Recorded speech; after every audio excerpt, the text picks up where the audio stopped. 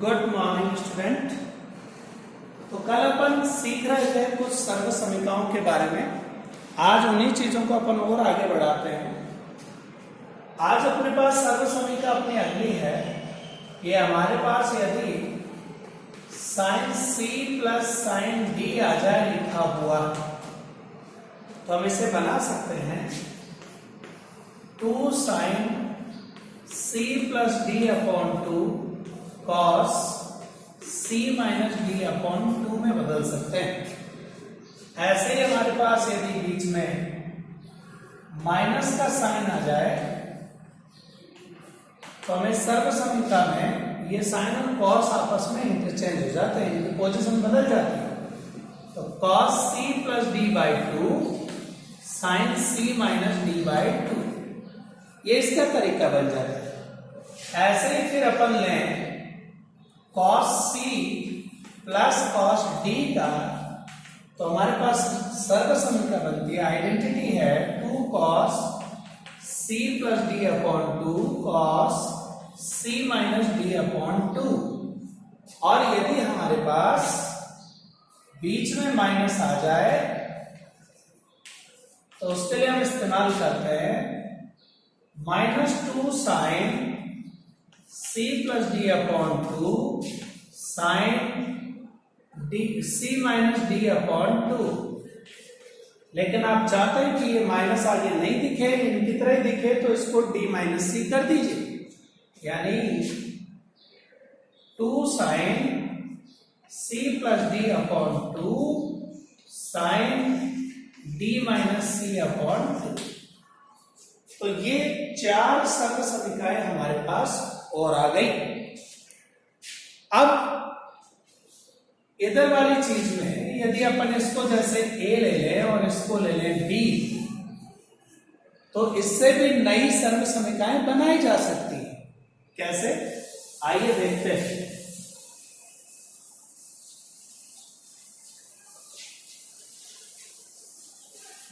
जैसे हमारे पास यदि आ जाए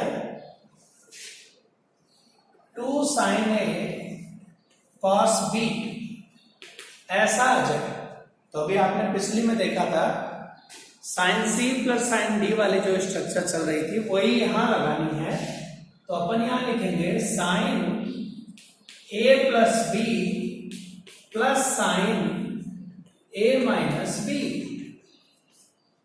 जब इस सर्व समीकरण का उपयोग करते हैं तो इससे ये बन जाता है, आप जानते हैं a प्लस बी को जैसे अभी c लिया, a माइनस बी को अभी d लिया, तो ये sine c plus sine d बना देगा। और इधर c प्लस d यानी दोनों को ऐड करके बाई 2 करेंगे तो a बन जाएगा, और सब्ट्रैक्ट करके बाई 2 करेंगे तो b बन जाएगा। ऐसे ही यदि ये cos साइन b आ जाए तो ये बीच का साइन चेंज कर दीजिए, केवल 2 साइन ए प्लस बी माइनस साइन ए माइनस बी, ये इस तरह से ले लेते हैं अपन। ठीक ऐसे ही हमारे पास यदि 2 cos ए cos बी आ जाए तो हम इसको ले लेते हैं cos ए प्लस बी प्लस cos ए माइनस बी। और यदि हमारे पास 2 साइन ए साइन बी आ जाए तो हम या तो इधर माइनस का साइन लगाएं, माइनस शुरू में, और माइनस शुरू में नहीं लगाते हैं तो हम यहां लिखेंगे cos ए माइनस बी माइनस cos ए प्लस बी। इसको इस तरह से बनाएंगे तो ये अपने पास 4 नई सर्व समीकरणें बन गई, जो पहले अभी 4 पड़ी थी उन्हीं के ऊपर बेस्ड है। तो इस तरह से हमारे पास बहुत सारे सर्व समीकरण इसमें हैं। अब जैसे मान लीजिए आपके पास साइन स्क्वायर ए माइनस साइन स्क्वायर बी आ जाए, तो उसके लिए भी हमारे पास एक सर्व समीकरण आती है, हम उसका इस्तेमाल भी यहां कर सकते हैं।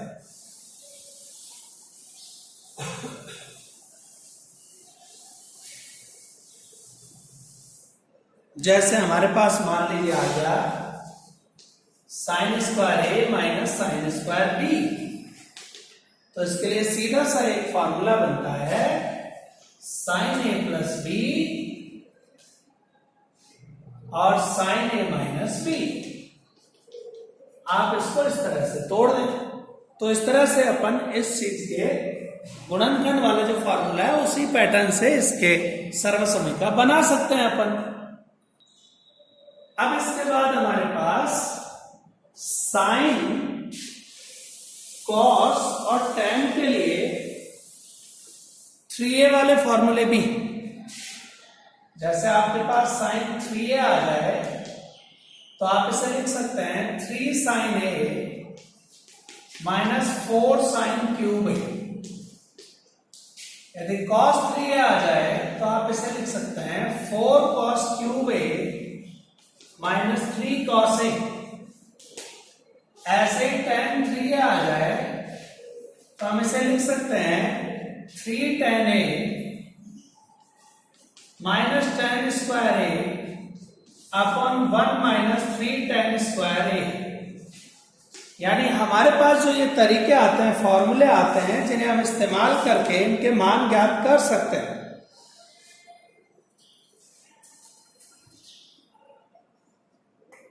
अब इन पर बेस्ड अपने क्वेश्चंस लेते हैं 3 tan a minus tan cube A, sorry, और 1 माइनस 3 tan स्क्वायर, यहां क्यूब था। तो ये अपने पास आइडेंटिटीज हैं जिनका इस्तेमाल करके अपन अब जो 3.3 एक्सरसाइज अपनी आने वाली है उसको सॉल्व करेंगे। आइए देखते हैं क्वेश्चंस को क्या कहते हैं। तो पहले अपन फर्स्ट सेकंड वाले में से फर्स्ट को ही ले लेते हैं। क्वेश्चन नंबर 1 एक्सरसाइज हम पढ़ने जा रहे हैं 3.3, जिसके लेफ्ट हैंड साइड हमारे पास है। वो दे रखी है हमें sine square pi by 6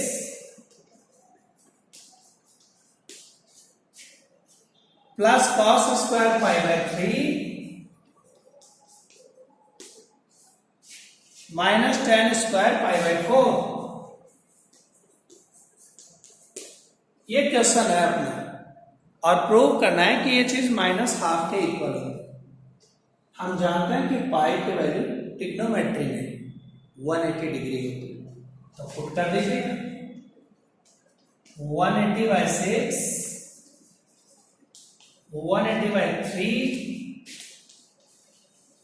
180 by 4, sine 30, cos 60, tan 45। तो ये हमारे पास क्या बनने जा रहे हैं देखते हैं। Sine 30 1 by 2, cos 60 1 by 2, tan 45 1। ठीक है जी। तो 1 बाई 2 का स्क्वायर 1 बाई 4, 1 बाई 4 और 1, 1/4 plus 1/4 half minus 1 and it is equals to minus half which is our right hand side।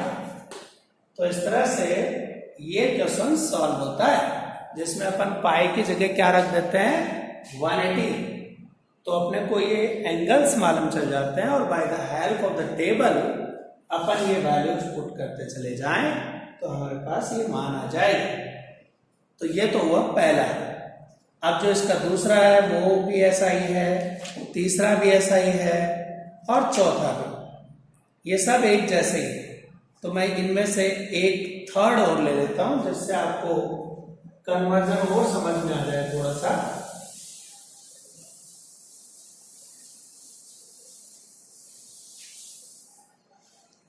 तीसरे में cot square pi by 6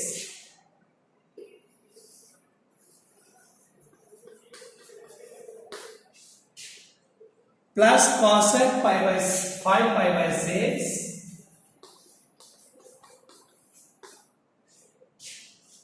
plus 3 tan square pi by 6 ये दे रखा है और आंसर लेके आना है 6। ओके, तो सबसे पहले तो इसका इलाज ढूंढते हैं। इस पे स्क्वायर है क्या? नहीं है। cosec pi by 5 pi by 6 यही है। ये तो बन गया cot 30। इसको मैंने लिखा पहले cosec pi minus pi by 6। आप जानते हैं पाई में से पाई बाई 6 को माइनस करें तो 5 पाई बाई 6 बचता है। यानी अपना टारगेट क्या रहेगा कि जो एंगल्स हैं उन्हें अपन लेस देन 90 में या 90 तक में चेंज कर लें, 0 से 90 के बीच, क्योंकि इनकी वैल्यूज अपने को टेबल में 10th क्लास से ही पता होती है। तो आइए सॉल्व करते हैं। cot 30 is √3 cosec 180 minus theta plus cosec theta, and the value of theta is pi by 6, which means 30,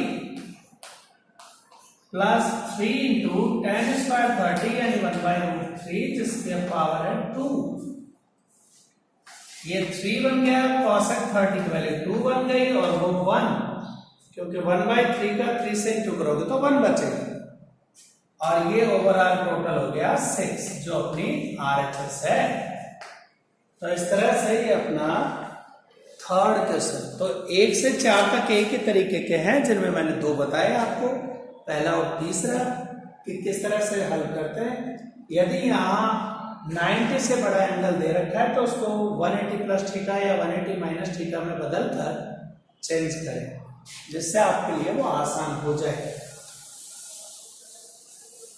इसके बाद जो अगले 2 हैं, 5th वाला यानी उसके sin 75 और tan 15, इनको जब मैंने आइडेंटिटी बताई है, समझाई है, तब इनके ही उदाहरण लेकर बताएं कि किस तरह से इनके मान पता किए जा सकते हैं। तो अब अपन लेते हैं क्वेश्चन नंबर 6। छठा प्रश्न दे रखा है cos pi by 4 minus x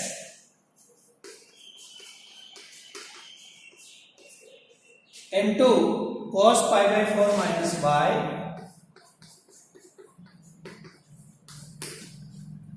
minus sin pi by 4 minus x into sin pi by 4 minus y। ये दे रखा है हमें और पूछा है कि ये sin x plus Y type का या sin x minus Y type का जो आंसर RHS है वो लेकर। तो इसका कंपैरिजन अपन इससे करते हैं, cos a cos b minus sin a sin b। तो ये a हो गया, ये b हो गया। तो ये cos a cos b minus sin a sin b type का है, जिसका आंसर होता है cos a plus b। Formula है हमारे पास, तो ये वैल्यू रख देते हैं। इसमें रखा तो cos a का मतलब है this bracket 5 by 4 minus x, plus b का मतलब है the second bracket 5 by 4 minus y। अब आप देख रहे हैं यहां पर कि 5 by 4 प्लस 5 by 4 मिलकर बन जाएगा 90, और इन दोनों में से माइनस कॉमन लो तो अंदर आ गया x प्लस y। और अब एक कक्षा 10 का फॉर्मूला बन गया cos 90 माइनस थीटा, जो बनाता है sin थीटा, यानी sin x प्लस y, जो अपनी RHS है। तो ये अपना क्वेश्चन नंबर 6 को करने का तरीका। यानी इसमें अपन क्या खोजेंगे कि कहीं कोई आइडेंटिटी जो मैंने आपको बताई है वो तो नहीं लग रही। यदि वो लग रही है तो पहले उसे लगाएं और फिर सॉल्व करें। तो ये अपना 6th है। 7th भी ऐसा ही है, उसके अंदर tan a प्लस b की आइडेंटिटी ऊपर लगेगी और tan a माइनस b की नीचे RHS आ जाएगी। जहां tan पाई बाई 4 बने तो tan 45 की वैल्यू 1 रख देनी है, आपका आंसर आ जाएगा इसमें। अब अपन 8th क्वेश्चन को लेकर चलते हैं कि 8th क्वेश्चन अपने को क्या बताता है।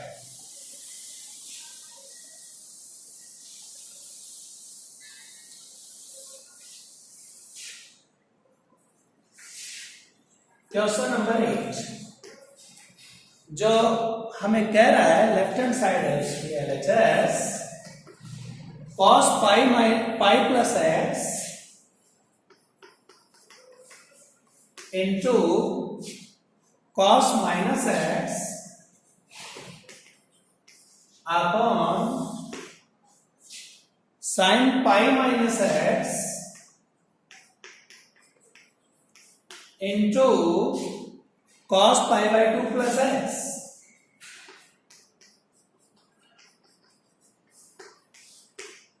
तो आप सबसे पहले ये जो 180 प्लस थीटा और 180 माइनस थीटा और 90 प्लस थीटा और माइनस थीटा है, इनका इलाज करें। और आप जानते हैं कि कॉस 180 प्लस थीटा हमेशा चेंज होता है माइनस साइन कॉस थीटा में, क्योंकि थर्ड क्वाड्रेंट में कॉस नेगेटिव होता है, इसलिए वो लिखे।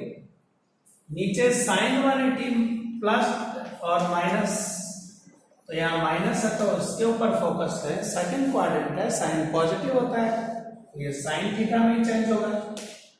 इसकी बात करें तो कॉस 90 प्लस थीटा की बात है, और cos 90 plus theta second quadrant. आप जानते हैं 90 पर इंटरचेंज कॉस साइन में, ये माइनस साइन थीटा में चेंज हुआ। और ऊपर चौथा था कॉस माइनस थीटा, और आपने पढ़ रखा है कि कॉस माइनस थीटा चौथा क्वाड्रेंट है, चतुर्थांश, और चौथे चतुर्थांश में कॉस पॉजिटिव होता है, तो ये कॉस थीटा में बदलेगा।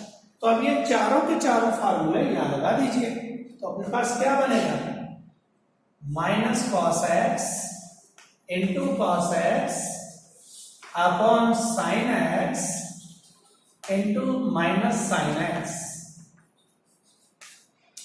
तो देखिए माइनस से तो माइनस का इलाज हो गया। अब कॉस अपॉन साइन कॉट और कॉस अपॉन साइन कॉट, तो cot X into cot X है, तो ये बन गया कॉट स्क्वायर एक्स, जो आपकी RHS आ जाती है। तो RHS में हमसे यही मांगा है, तो ये आपके RHS राइट हैंड साइड। तो उम्मीद है आपको ये तरीका समझ में आएगा कि किस तरह से हम इन सूत्रों का उपयोग करके, इन फार्मूलों का यूज करके और इसे सिंप्लीफाई कर सकते हैं।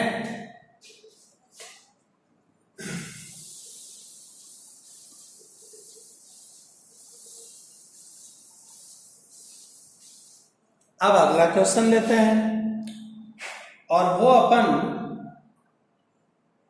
9th ही चुन लेते हैं। 10th तो वैसा ही है जैसा आपका 6th बताया था, इसलिए 9th ले लिया जाए। cos 3 pi by 2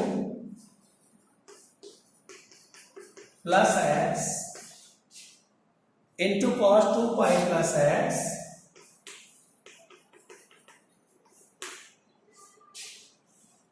into bracket cot 3 pi by 2 minus x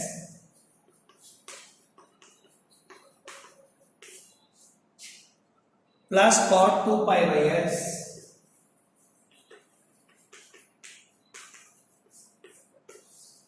this is given, ये अपने को दे रखा है और आंसर 1 लेकर आना है। तो पहले ये सारे 270, 360 को खत्म करने हैं, और आप जानते हैं, पहले मैं फॉर्मूले बता दूं यहाँ कि कॉट 360 प्लस थीटा आ जाए तो कॉट थीटा में बदलता है। फर्स्ट क्वाड्रेंट है वो, पहले में सब पॉजिटिव होता है, 360 होने से कॉट कॉट में ही रहता है।